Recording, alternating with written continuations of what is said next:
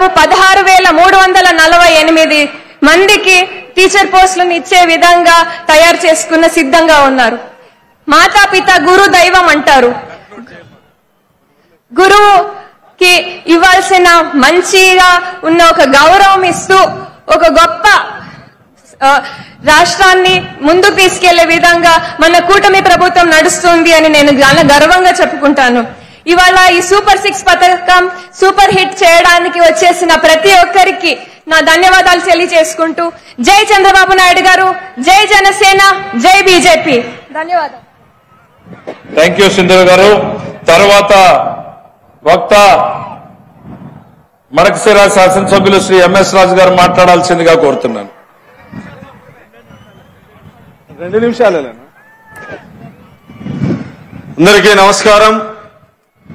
Telugu Desam, BJP, Janasena నాయకుల సంయుక్తంగా ఏర్పాటు చేసిన సూపర్ 6 సూపర్ హిట్ సభకు విచ్చేసి జయప్రదం చేసిన అనంతపురం ఉమ్మడి జిల్లా ప్రజానీకానికి, తెలుగుదేశం, బీజేపీ కార్యకర్తలందరికీ నమస్కారాలు తెలియజేస్తూ, నిన్నటి వరకు ఎర్రటి ఎండలుండేటివి ఈ రోజు మన సభ జరుగుతుంటే ప్రకృతి కూడా గౌరవ ముఖ్యమంత్రి చంద్రబాబు నాయుడు గారికి సహకరిస్తూ చల్లని గాలులు వీస్తున్నటువంటి ఈ సందర్భంలో గత 5 సంవత్సరాల రాక్షస ప్రభుత్వాన్ని కూకటి వేలతో సహా పెకిలించి గౌరవ ముఖ్యమంత్రి నారా చంద్రబాబు నాయుడు గారి నాయకత్వంలో కూటమి ప్రభుత్వాన్ని ఏర్పాటు చేసి ఏవైతే హామీలు ఇచ్చారో ఆ హామీల్ని ఒక్కొక్కటిగా నెరవేరుస్తూ వచ్చినటువంటి తరుణంలో 1 ఇయర్ కాలంలో గౌరవ ముఖ్యమంత్రి ఏవైతే ప్రతిపక్ష నేతగా హామీలు ఇచ్చారో అవన్నీ ఒక్కొక్కటి నెరవేరుస్తూ ఈ రోజు అనంతపురం నడిబొడ్డున విజయ గర్వంతో ఏదైతే మాట ఇచ్చారో అవన్నీ నెరవేర్చామని చెప్పి సందర్భంగా గౌరవ ముఖ్యమంత్రి సందేశం ఇవ్వబోతా ఉన్నారు. అదేవిధంగా ఉప ముఖ్యమంత్రి పవన్ కళ్యాణ్ గారు గత 5 సంవత్సరాల కాలంలో దళితులు, మైనార్టీలు, గిరిజనులు అన్ని రంగాలుగా అభివృద్ధి నోచుకోక వెనుకబడినటువంటి సందర్భాన్ని మనందరం చూశాం. భారతదేశంలోనే దళితుల మీద జరిగినటువంటి దాడులు, హత్యలు గత 5 సంవత్సరాల్లో దేశంలో నెంబర్ 1 స్థానంలో ఉంది. దాదాపు దళితులకు సంబంధించిన 27 పథకాల్ని రద్దు చేసి దళితులకు అన్యాయం చేసినటువంటి పరిస్థితి. ఈ రోజు గౌరవ ముఖ్యమంత్రిగా నారా చంద్రబాబు నాయుడు గారు బాధ్యత తీసుకున్న తర్వాత అన్ని సంక్షేమ పథకాల్ని పునర్నిర్మిస్తూ చెప్పినవే కాకుండా చెప్పని కూడా దళితులకు, గిరిజనులకు, మైనార్టీలకు చేస్తున్నటువంటి పరిస్థితిని మనందరం చూస్తా ఉన్నాం. సూపర్ 6 అందరినీ నేను వస్తానా, వెనకాల కేశవన్ నా కోసం వస్తున్నాడు. గౌరవ ముఖ్యమంత్రి చంద్రబాబు నాయుడు గారి నాయకత్వంలో రాబోయే రోజుల్లో భావితరాల భవిష్యత్తుకు పునాదులు వేస్తూ ఒకవైపు సంక్షేమాన్ని అందిస్తూ ముందు చూపుతో ముందుకెళ్లేటువంటి దార్శనికుడి నాయకత్వాన్ని మనందరం బలపరచాల్సినటువంటి అవసరం ఉందని తెలియజేస్తూ చంద్రబాబు నాయుడు గారి నాయకత్వం, చంద్రబాబు నాయుడు గారి నాయకత్వం, పవన్ కళ్యాణ్ గారి నాయకత్వం, యువనేత నారా లోకేష్ గారి నాయకత్వం, నరేంద్ర మోడీ గారి నాయకత్వం. జై చంద్రబాబు. థ్యాంక్ యూ రాజు గారు. రాజుకు టైం గుర్తు చేస్తే అందరికీ గుర్తు చేసినట్టే ఇది మన నియోజకవర్గం నుంచి వచ్చినటువంటి మన కుటుంబ సభ్యులకి పలకరింపులాగానే ఉండాలి తప్ప సుదీర్ఘ ప్రసంగాలు ఉండకూడదు అనేటువంటిది చిన్న రిక్వెస్ట్. తర్వాత కందికుంట వెంకట ప్రసాద్ గారు కదిరి శాసనసభ్యులు మాట్లాడాల్సిందిగా ఆహ్వానిస్తున్నాం.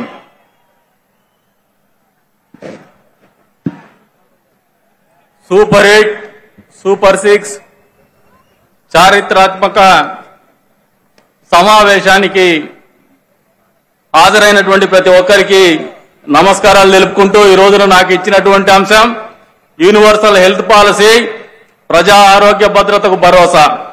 ఇటీవల కాలంలోనే కేబినెట్ లో కొత్తగా ప్రజల ఆరోగ్యాన్ని దృష్టిలో పెట్టుకొని ప్రతి ఒక్కరికి కూడా 25 లక్షల రూపాయల మేరకు ఆరోగ్య బీమా కల్పించినటువంటి నిర్ణయం పేద ప్రజల జీవితాల్లో ఒక కొత్త మంచి చేయబోతోందని చెప్పేసి ఈ సందర్భంగా తెలియజేస్తా ఉన్నాం.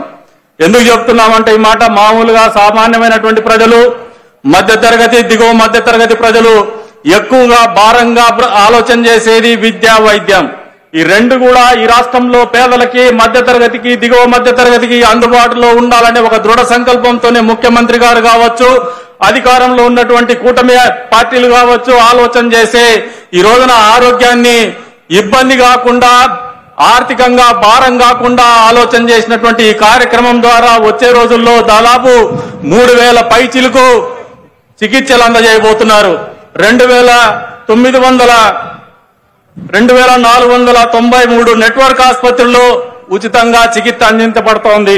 అంతేకాకుండా ఎవరైనా తీవ్రంగా అనారోగ్యానికి గురయ్యేసి ఆసుపత్రిలో చేరితే కేవలం 6 గంటల లోపే వారికి మంజూరు వస్తుంది, చికిత్స కూడా అందించబడుతుంది అనేది వాస్తవం అని చెప్పి సందర్భంగా తెలియజేస్తున్నాం.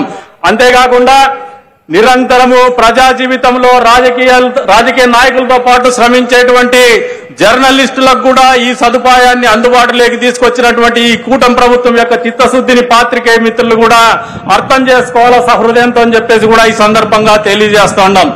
ఇచ్చినటువంటి హామీలు ఏవైతే సూపర్ 6 ఉన్నాయో వాటిని మించి ఇంకా ఒక అడుగు ముందుకేసి అందిస్తున్నటువంటి ఇటువంటి కార్యక్రమాలు చేస్తున్నటువంటి ఈ ప్రభుత్వం యొక్క చిత్తశుద్ధిని ప్రజలు అర్థం చేసుకోవాలని చెప్పేసి కూడా కోరుతున్నాం.